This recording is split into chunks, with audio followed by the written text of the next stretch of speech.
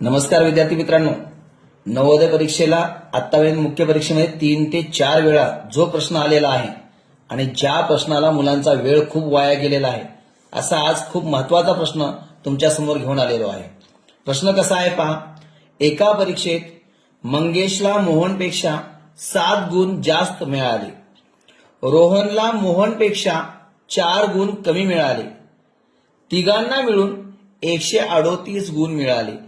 तर मंगेशला किती गुण मिळाले, असा प्रश्न आहे.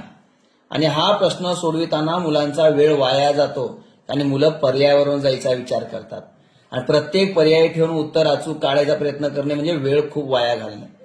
मग हा प्रश्न कसा सोडवायचा मित्रांनो? या प्रश्नामध्ये मित्रांनो सगळ्यात महत्वाचा गोष्ट आहे दुवा शोधणे. दुवा म्हणजे मित्रांनो ब्रिज कसा असतो, दोन्ही बाजू जुळणारा, तसे एक दुवा कोण आहे ह्या 3 मित्रांमध्ये आपल्याला शोधायचा आहे. म्हणून तो कसा शोधायचा बघा. पहिले 2 वाक्य वाचलात की तुम्हाला मेन दुवा भेटतो, तुमचं ब्रिज भेटतं जुळणारा. मित्रांनो पहिलं वाक्य बघा मित्रांनो, मंगेशला मोहनपेक्षा 7 गुण जास्त मिळाले. रोहनला मोहनपेक्षा 4 गुण कमी मिळाले. म्हणजे मित्रांनो ह्या 3 मित्रांमध्ये एकमेकांना जुळणारा, दोघांना जुळणारा, एकत्र करणारा व्यक्ती म्हणजे मोहन आहे, कारण तो दोन्ही वाक्यामध्ये मित्रांनो समान आहे. म्हणजे मेन म्हणजे आपल्याला एक्स कुणाला मानायचं हे कळायचं असेल तर दुवा कळला पाहिजे. मग आपल्याला या ठिकाणी एक्स कुणाला मानायचं, एक्स माना, पी माना, काही अडचण नाही. मोहनला आपण पी गुण समजूया. पी काही म्हणा इंग्रजीमध्ये, मोहन पी गुण. मित्रांनो मोहनला पी गुण मिळाले. मग आता एक एक वाक्य वाचत आपण आता समजून घेऊया. मंगेशला मोहनपेक्षा 7 गुण जास्त मिळाले. मित्रांनो व्यवस्थित मांडणी केलं तर उत्तर लय फास्ट निघणार आहे.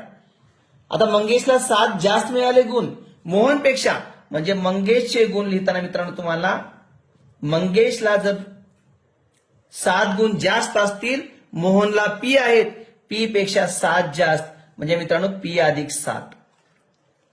पहिलं वाक्य लिहिलेलं आहे. दुसरं वाक्य बघा मित्रांनो, रोहनला मोहनपेक्षा 4 गुण कमी मिळाले. म्हणजे रोहनला मित्रांनो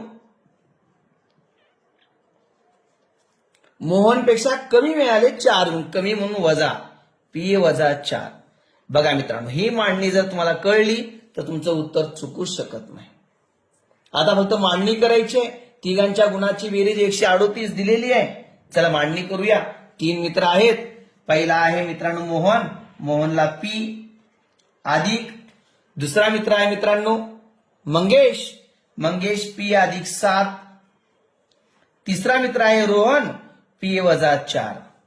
बघा तिन्ही मित्रांच्या गुणांच्या मांडणीची आपण बेरीज केलेली आहे मित्रांनो, ती आहे 138. प्रश्नात दिलेला आहे मित्रांनो. आता सर्व पी ची बेरीज करा मित्रांनो. 1 2 3, 3 पी. अक्षराची बेरीज केलेली आहे. आता जी संख्या आहेत त्यांच्यावरच्या क्रिया बघा.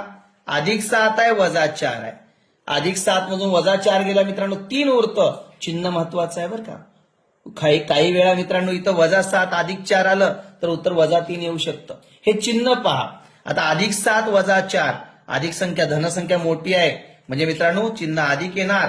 7 मधून 4 गेले 3, अधिक 3 बरोबर 138. बघा मित्रांनो मांडणी कशी झाली. 3 पी अधिक 3 बरोबर 138. मग आता मित्रांनो पुढे कसं, प्रत्येक स्टेप समजून घ्या.